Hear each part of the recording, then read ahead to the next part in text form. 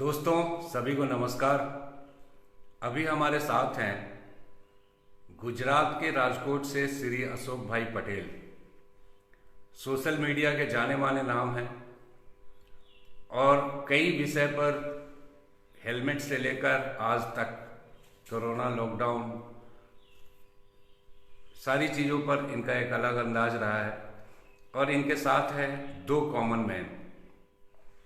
विषय आज का है क्या है भारत का भविष्य और क्या करना चाहिए हमें। तो आप जल्दी से जल्दी जुड़ें और जितने ज़्यादा से ज़्यादा लोगों को शेयर कर सकते हैं करें। श्री अशोक भाई पटेल जी, अभी के इस लाइव में आपका हार्दिक स्वागत है। तो हमारे साथ जो एक कॉमन मैन, एक आम आदमी है और उनके मन में कई तरह के सवालों का भंडार है, तो मैं चाहूंगा कि शुरुआत यही करें। मैं अशोक भाई पटेल जी को प्रणाम करता हूँ, सादर प्रणाम। और आप किसी परिचय के मोहताज नहीं हैं। पिछले 20 सालों से लगातार आपने संघर्ष किया है और पिछले 2 सालों से जो नहीं जानते थे इस महामारी के बीच, वो आपको हर जगह देखे, अपने आप को संघर्ष करते हुए रोड पर, सड़क पर, हर जगह, और आपने अपनी बातों को हर जगह रखा। अब आपने एक पिछले 6-8 महीने से देखा है, एक पार्टीलेस इंडिया का नाम आपके शब्दों में अक्सर आता है। जरा जो लोग इनको नहीं जानते हैं कि ये पार्टीलेस इंडिया क्या है, जरा ये बताइए अपने शब्दों में। जी देखिए, पार्टीलेस इंडिया वो अपने नाम से ही बिल्कुल स्पष्ट है। उसमें कहा गया है कि ऐसा भारत होगा जहां पर ये पॉलिटिकल पार्टियां नहीं होगी। और इसको इंग्लिश में कहने का कारण भी यह है, इसी पार्टीलेस इंडिया को हम अगर अपने देशवासियों को कहना चाहें तो हम इसको दलमुक्त भारत भी कह सकते हैं, हम इसको पक्षमुक्त भारत भी कह सकते हैं, लेकिन हम इसको पार्टीलेस इंडिया ही ज्यादातर कहते हैं। ये हम पार्टीलेस इंडिया इसलिए कहते हैं कि देखिए, आज के इस ग्लोबल वर्ल्ड में पिछले 2 सालों से जो कुछ घटनाएं घटी हैं और इस वक्त भी घट रही हैं, और जैसा कि हम सबके मन में अंदेशा है कि इसके आगे भी जो घटनाएं घटने वाली हैं उसका अंदाजा भी हमें कई जगहों से हमें मिल रहा है। और यह आ रहा है कि अब ये दुनिया जो है ये एक वैश्विक मामला बन चुका है सारा का सारा। और इस तरह से न्यू वर्ल्ड ऑर्डर की बातें आ रही है हमारी व्यवस्थाओं के बारे में, और हमारी चुनी हुई सरकारें भी जो हैं ये दुनिया की उन ताकतों के प्रभाव में या एक तरह से कठपुतली के रोल में काम कर रही है हमारी चुनी हुई सरकारें। और हमारी इन चुनी हुई सरकारों को चला रही हैं पार्टियां, पॉलिटिकल पार्टियां। देखिए, सरकार एक निर्जीव सा शब्द है जो कि एक मैकेनिज्म का नाम है, एक तंत्र का नाम है, एक प्रशासन का नाम है। उस मैकेनिज्म को चलाने वाला जो है यहाँ पर हमारे यहाँ वो पॉलिटिकल पार्टियां हैं, क्योंकि जो लोग चुन करके जाते हैं प्रतिनिधि सभाओं में वे पार्टियों के सदस्य होते हैं। और पार्टी भी एक निर्जीव सा शब्द ही है, एक मैकेनिज्म ही है, लेकिन पार्टी के पीछे जो हाईकमांड है वो हाईकमांड ही वास्तव में वे व्यक्ति हैं, जो व्यक्ति सीधे सीधे सारे कार्यों को क्रियान्वयन करते हैं। तो इसलिए हमने जो ये पार्टीलेस इंडिया शब्द हम प्रयोग कर रहे हैं, ये हम सीधे सीधे उन ताकतों को बता रहे हैं जो वैश्विक ताकतें हैं, उनको हम ये बता रहे हैं जिन एजेंटों को यहाँ पर लगा के रखा है पार्टी हाईकमांड के रूप में, उन एजेंटों को ही हम जो है दूर करेंगे, उन पार्टियों को दूर करेंगे, तो वो हाईकमांड के लोग अपने आप ही दूर हो जाएंगे और भारत की जनता जो है वो जनता ही जब व्यवस्थाएं अपने हाथ में ले लेंगी तो आप किस तरह से उसको भ्रष्ट करोगे। ये दुनिया की जो बड़ी बड़ी ताकतें हैं, आज हमारे सामने कुछ नाम भी आ चुके हैं उन ताकतों के। एक तो बिल गेट्स है जिसका नाम हम जानते हैं,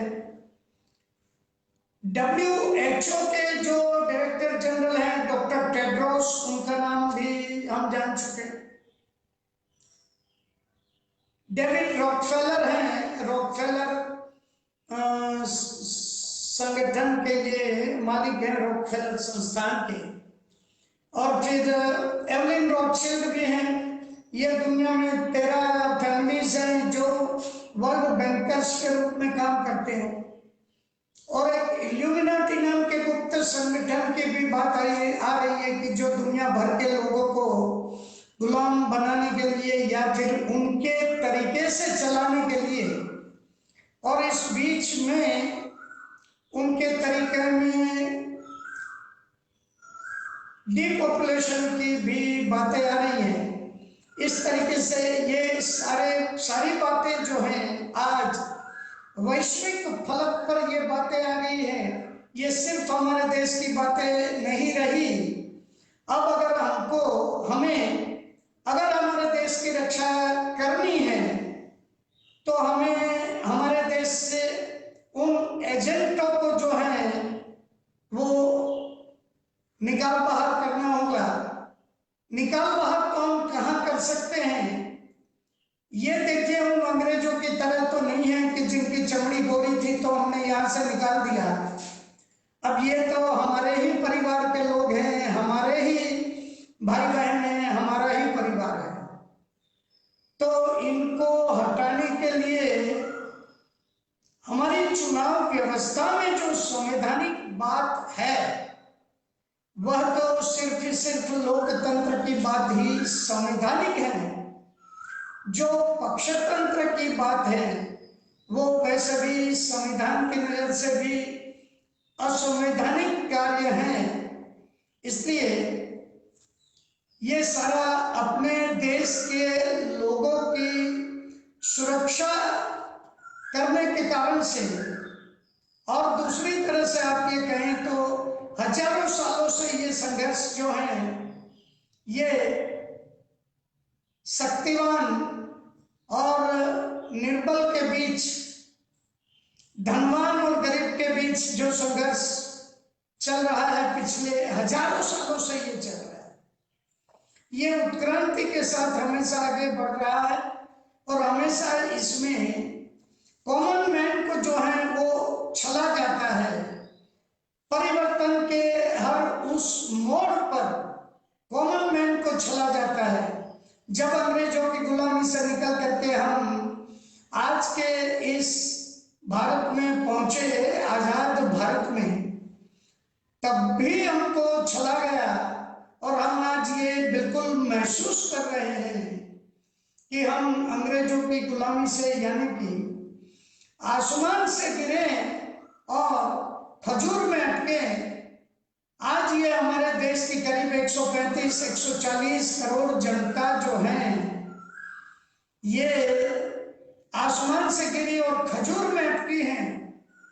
तो मैं तो अब उस व्यवस्थाओं की तरफ ही, उस व्यवस्थाओं के बारे में भी, उन व्यवस्थाओं के बारे में ही बात कर रहा हूं कि जिनके द्वारा हम अपने देशवासियों को खजूर से बिल्कुल संभाल करके, उतार करके जमीन पर ला करके हम रख देंगे। हमारे पुरखों ने भी देखिए अंग्रेजों की गुलामी से निकलने की जब बात की थी तब पूर्ण स्वराज की बात की थी। हमारी मांग लोकतंत्र की ही थी।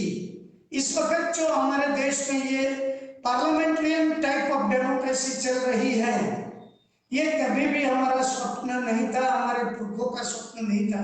हमारे पुरखों ने जो काम किया वो आज के इस party based parliamentarian type of democracy के लिए ना तो हमने कोई परिश्रम किया था, हमारे पुरखों ने बलिदान दिए थे, और ना ही हमारे संविधान ने भी इस पार्टी बेस्ड व्यवस्थाओं को दिया है।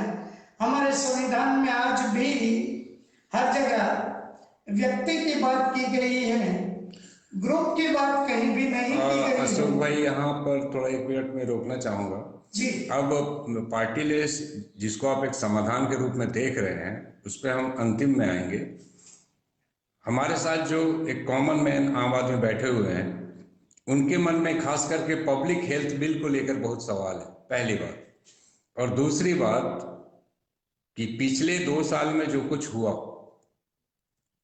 और अभी तूफान के पहले की शांति है, और पब्लिक हेल्थ बिल का जो ड्राफ्ट सामने आ रहा है उसमें क्या क्या होना है और आम आदमी के क्या सवाल है, बंधुवर आप पूछिए। ये पिछले 2 सालों से देखा जा रहा है कि लॉकडाउन चल रहा है। 1 मिनट दोस्तों, बहुत ही इम्पोर्टेंट सब्जेक्ट पर हम लोग बातचीत करने जा रहे हैं, इसलिए जितना ज़्यादा से ज़्यादा इसको हो सके शेयर करें, क्योंकि आम आदमी ने पिछले 2 सालों में जो झेला है और तूफान के पहले की शांति दिख रही है और आगे जो होने वाला है, अब आप उस पर सवाल सुनिए, ज़्यादा से ज़्यादा शेयर कीजिए। पिछले 2 सालों में ये हम लोग देखे कि एक कॉमन मैन जो मजदूरी का काम करता है, खेती का काम करता है, सब्जी बेचता है, किसी और नौकरी करता है, वो लॉकडाउन लगा वो पैदल चल कर आया और 2-2 हज़ार किलोमीटर पैदल चला, वो खाली पैर चला, और उसमें कितनी मृत्यु हुई। और क्या इसके बाद भी हम लोग कुछ सीख पाए नहीं सीख पाए, ये तो अपने आप में एक विषय है ही। लेकिन सामने जो हम लोग को सामने से जो दिखा, जो हम लोग व्यवस्था मिला कि लॉकडाउन लगा रहा, लोग घर में बैठे रहे, काम बेरोजगारी चली गई, नौकरी चली गई, बच्चों की पढ़ाई का भी नुकसान हुआ, बच्चे घर में बैठे रहे, मनोविकार का उन पर बहुत सारा प्रेशर आया, और परिवार टूटा, बहुत सारा रिश्ता टूटा, कहीं से भी समाधान हम लोगों को नहीं मिला। इस पे आपका क्या कहना है? मैंने वो बात तो कही कि पिछले 2 सालों से ये दुनिया को कुछ लोग ही चला रहे हैं।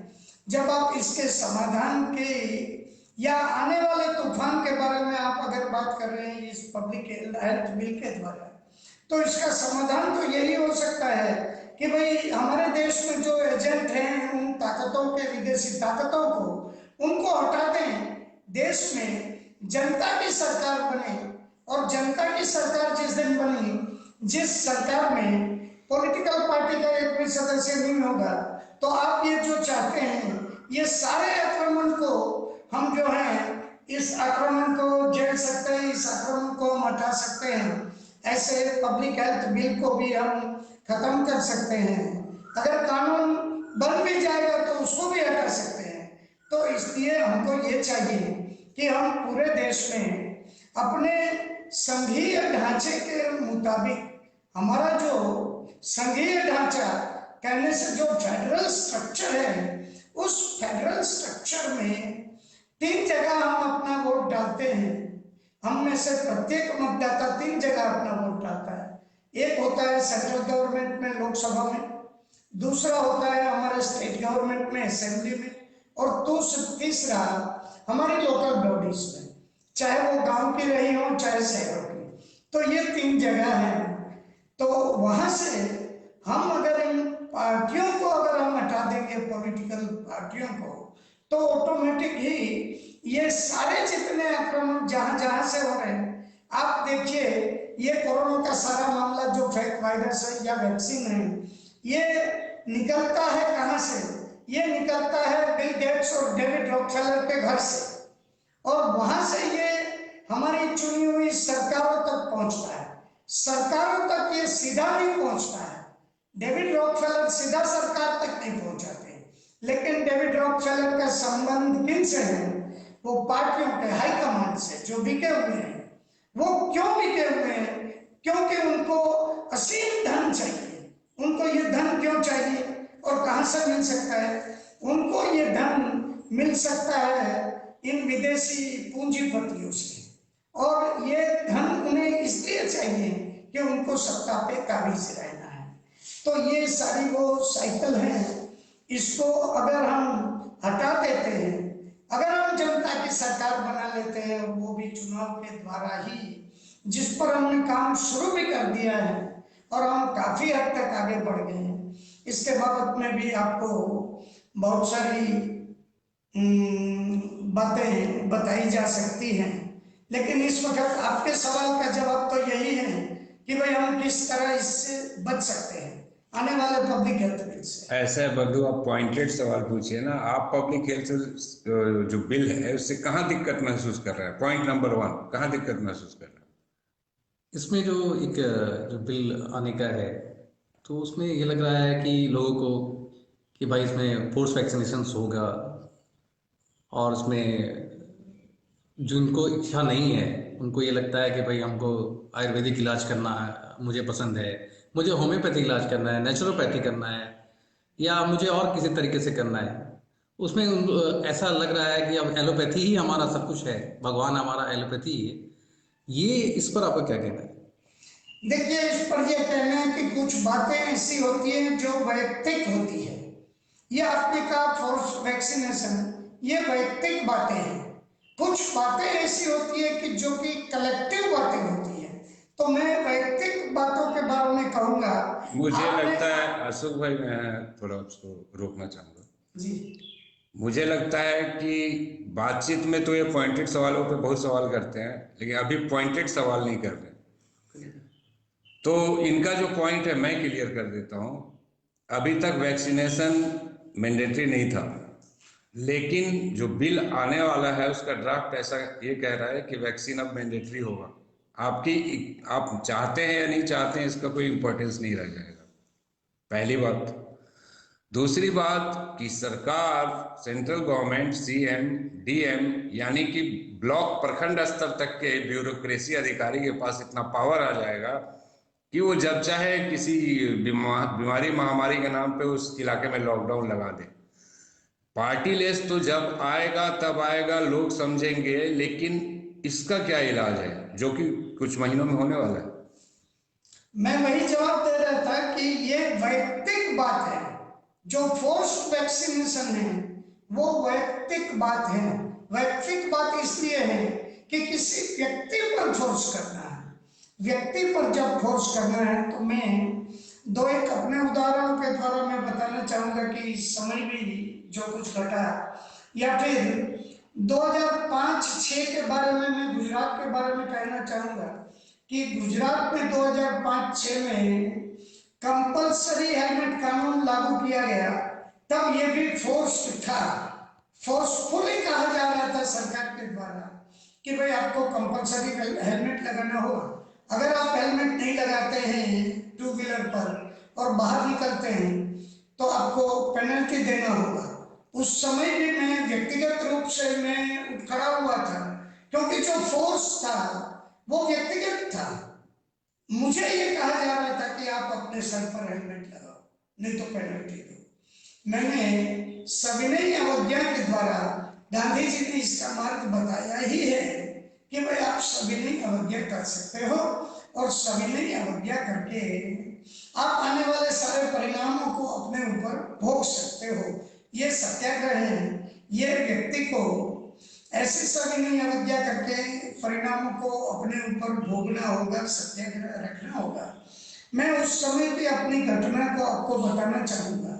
2005-6 में गुजरात में जब कंपलसरी हेलमेट कानून लागू किया गया तो रोड पर मैंने पुलिस को पेनल्टी चुकाने से इनकार किया और हेलमेट पहनने से भी इनकार किया, जिसके जवाब में मुझे अदालत में खड़ा किया गया।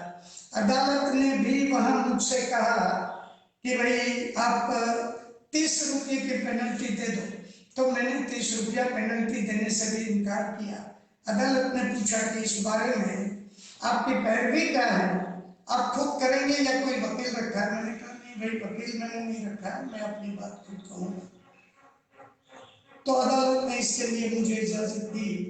तो मैंने अदालत को ये बताया कि मैं बहुत ही आदर के साथ, बहुत नम्रता के साथ अदालत से यह पूछना चाहूंगा कि ये कंपल्सरी हेलमेट जो लगाने की बात है वह किसको लगानी है। और इसके साथ ही साथ मैं आपको बीच में ये बात भी बता दूं कि मैं अपने साथ 2 किताबें लेकर के गया था छोटी छोटी अदालत में। एक थी श्रीमद् भगवद गीता और दूसरी थी गांधी जी की एक छोटी सी पुस्तिका है 1909 में उन्होंने लिखी है, वो थी हिंद स्वराज। तो मैंने अदालत को ये बताना चाहा कि देखिए ये जो कंपल्सरी हेलमेट लगाना है ये किसको लगाना, तो बोले भाई आपको लगाना है और ये आपकी सुरक्षा के लिए है, सरकार ने ये कानून बनाया है इसलिए लगाना है। मैंने कहा भाई ये हेलमेट अगर मुझे लगाना है तो सबसे पहले तो मेरी व्याख्या हो जानी चाहिए कि मैं कौन हूं। क्या समझती है ये अदालत, क्या समझती है हमारी सरकार मेरे बारे में कि मैं कौन हूं। तो उन्होंने पूछा हाँ बताइए आप कौन है। तो मैंने कहा देखिए मेरे धर्म शास्त्रों में मेरी सही पहचान ये बताई गई है कि मैं ये शरीर नहीं हूं, मैं आत्मा हूं, यही मेरी पहचान है। तो और आत्मा जो है उसके बारे में हमारे शास्त्रों में लिखा गया है कि वह अजर, अमर, सनातन और शाश्वत है। उसका कभी जन्म नहीं होता है, वो कभी मरता नहीं है, छोटा बड़ा नहीं होता है, वो सूक्ष्माति सूक्ष्म हो सकता है, वह विराटाति विराट हो सकता है, वह ओमनी प्रेजेंट हो सकता है, हर जगह हो सकता है। इस तरह आत्मा की व्याख्या हमारे यहाँ बताई गई है। तो मैं बहुत ही आदर से अदालत से ये कहना चाहूंगा कि मैं जब मरता ही नहीं तो मुझे बचाने की ये क्या बात हो रही है। तो मुझे बचाने वाले ये सरकार होते कौन है। और इस विषय में अगर मैं गांधी जी के विचार प्रस्तुत करूं तो गांधी जी ने कहा है कि वे कानून, वैसे कानून जो तुम्हें पसंद नहीं है या अन्यायी लगते हैं, उन कानूनों का आदर करना ये निहायत ही कायरता होगी, धर्म विरुद्ध होगी बात, और ये गुलामी की तो हद ही होगी। इसलिए अगर आप कहीं वैसे कानूनों से बचना चाहते हो तो उसका एक ही उपाय हो सकता है कि आप उन कानूनों का आदर न करें। और तब मुझे अदालत ने ये बताया कि भाई आप जो ये बता रहे हैं कि आप तो कोई आत्मा है, आप तो ये शरीर नहीं है, तो मैं आपको ये बताता हूं कि भाई ये हेलमेट जो पहनना है ना वो आपके शरीर को पहनना है, क्योंकि आपको शरीर को ही बचाना है। तो मैंने उनसे फिर बड़े आदर से ये पूछा कि जज साहब ये बताएं मेरे शरीर को बचाना क्यों जरूरी समझ रहे हैं आप। तो उन्होंने कहा कि ये बहुत कीमती है इसलिए इसको बचाना बहुत जरूरी है। तो मैंने कहा जब ये आप समझ रहे हैं, आप बोल रहे हैं कि सरकार भी मान रही है, सरकार बोल रही है कि मेरा शरीर बहुत कीमती है, सारे नागरिकों के सारे शरीर बहुत ही कीमती है इसलिए इनको बचाना बहुत जरूरी है।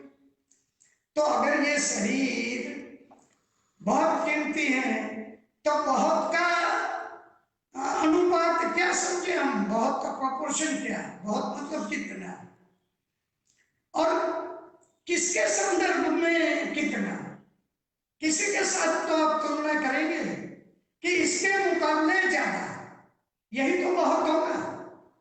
तो बहुत कीमती मतलब इससे किसी कम कीमत वाली वस्तु के साथ इसका आप ये करेंगे, तुलना करेंगे।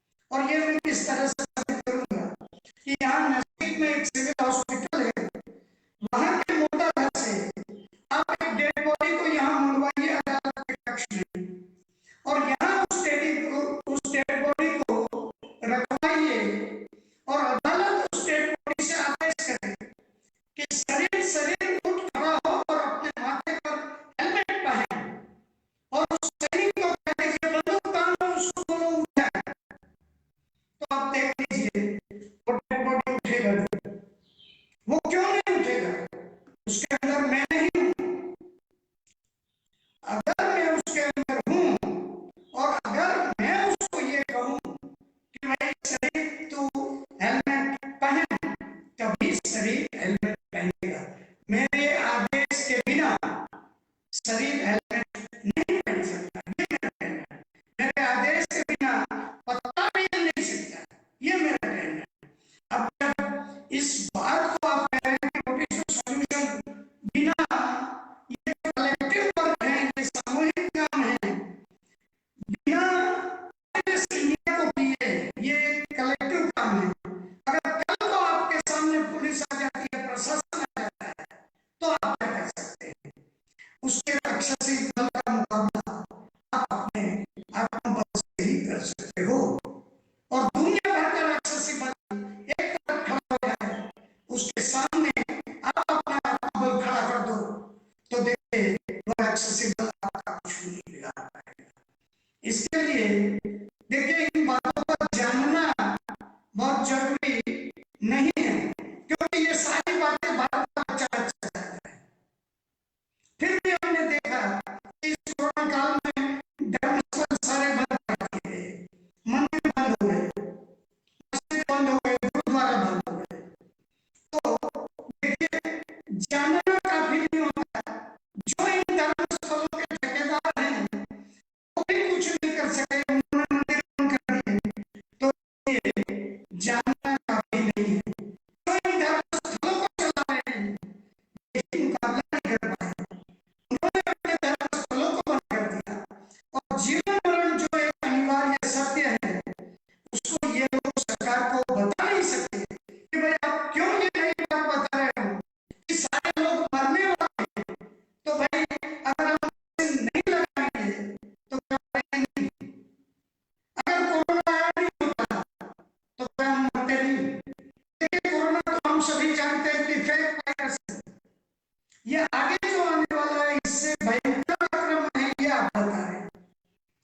तो इससे बचने का उपाय ना ही कोई धर्म क्षेत्र के ठेकेदार आपको बचा सकते हैं, ना ही और कोई आपको बचा सकता है। कलेक्टिव में हम पार्टीलेस इंडिया करो तो तुरंत ये सारे कानून निरस्त किए जा सकते हैं। लेकिन आप बता रहे हैं तो जब आएगा तब आएगा, आज क्या करें? तो आज आपको कौन बचा सकता है? आज आपको आप खुद ही बचा सकते हो और कोई नहीं बचा सकता। गीता के अंदर इसके लिए एक श्लोक है, उत्थानात्मनम नात्मनम वसतये आत्मैव आत्मनो बंधुरात्मैव रिपुरात्मनः। मतलब अपने से ही अपना उद्धार करो, अपने पतन का कारण भी तुम हो, अपने अच्छे का कारण भी तुम हो। तुम्हारी भलाई या तुम्हारी बुराई कोई और कर रहा है, ये बात ही गलत है। तुम ही अपने मित्र हो और तुम ही अपने शत्रु हो। ये बात उन्होंने अर्जुन ने कुरुक्षेत्र के उस मैदान में कृष्ण ने, सॉरी अर्जुन ने नहीं, कृष्ण ने कुरुक्षेत्र के उस मैदान में अर्जुन के इसी तरह के सवाल के जवाब में ये बात कही गई थी। आज भी ये बात इतनी ही प्रस्तुत है कि अगर तुम इन बातों को मान लो, अगर आत्मा को मान लो, आत्मा को जानना काफी नहीं है। यकीन रखो जानता है, सारा भारत जानता है आत्मा के विषय। जानने वाले सब मंदिर मस्जिद बंद करके घर चले गए थे, तो आपको बचा कोई नहीं सकता सिवाय अपने अंदर के उस आत्मा को पहचानिए, उस आत्मा बल को जागृत कीजिए और सामने डट करके खड़ा हो जाइए। आपका बाल भी ढका नहीं हो सकता। 2 साल से मैं घूम रहा हूँ, सारा देश देख रहा है। मैंने कोरोना लॉकडाउन के उस साल में मैंने मास्क की होली बार बार और बिना मास्क पहने अपने बदन पर वो तख्तियों को टांग करके मैं सरकारी कचहरियों में भी जाता रहा हूँ, जहाँ पर मैंने ये लिखा हुआ था, hello commissioner I am here without mask. मैंने ये लिखा, यह शरीर मेरा है,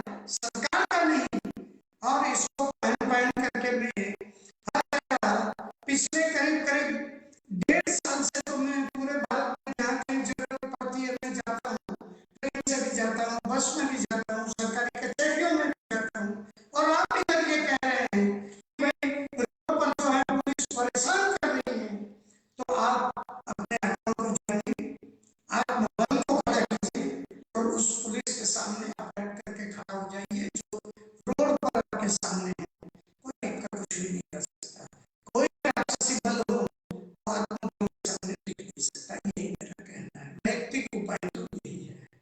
आखिरी सवाल, लाइव लंबा नहीं करते हुए, सरकार ने डिजास्टर एक्ट को हटाया है और अब जो इंफॉर्मेशन आ रहे हैं उसके अकॉर्डिंग वो पब्लिक हेल्थ बिल ला रहे हैं और बहुत ऐसा कड़ा ला रहा है जिसमें कि कोई छेद फिलहाल दिख नहीं रहा।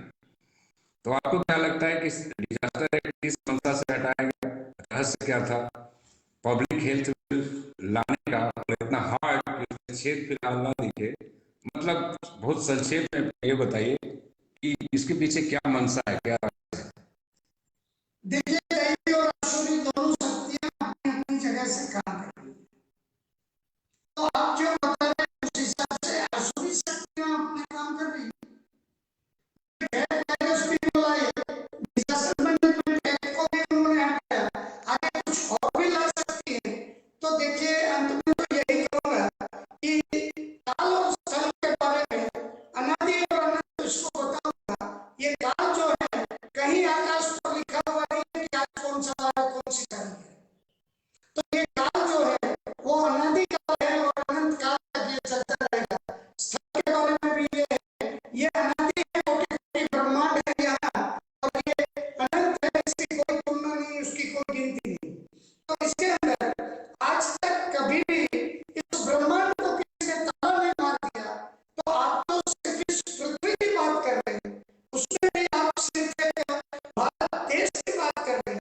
तो आज तक किसी ने इस देश को, इस पृथ्वी को ताला नहीं मार दिया, कभी भी कहीं भी कुछ हो नहीं सका है।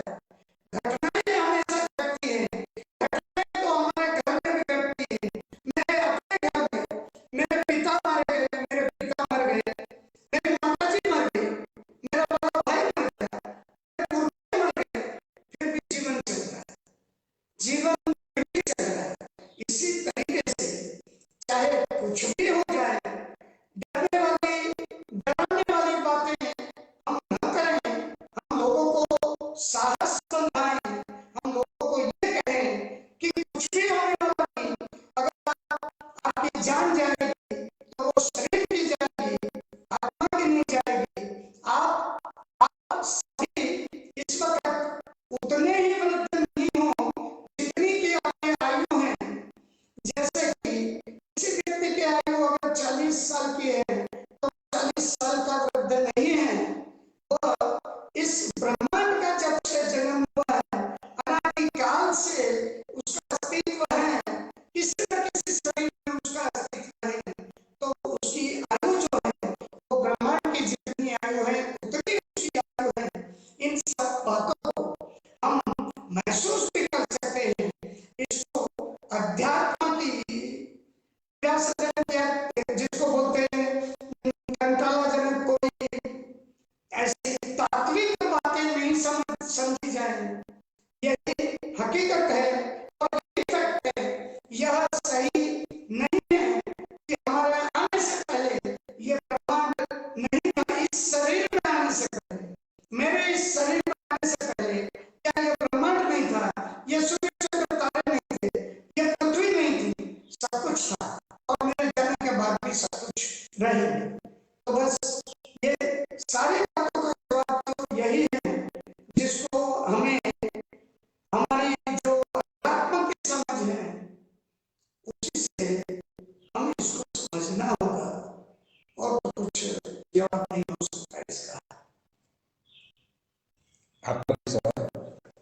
मैं आपको पार्टीलेस इंडिया के लिए बहुत बधाई देना चाहता हूँ। सारी भारत के सभी लोगों से मेरा यही अनुरोध रहेगा कि इस पार्टीलेस इंडिया को मजबूत बनाएं और एजेंटों को बाहर किया जाए, बाहर का रास्ता दिखाया जाए, और हम लोग को सुकून की नींद से सके। इस महंगाई, बेरोजगारी आजाद मिले, लोग चैन की नींद सो सकें। इसलिए पार्टीलेस इंडिया को जितनी जल्दी से जल्दी मजबूती प्रदान करें, यही अनुरोध है। ठीक है अशोक भाई पटेल जी, आपने जो सलाह दिया उसके लिए बहुत बहुत धन्यवाद। जी नमस्कार।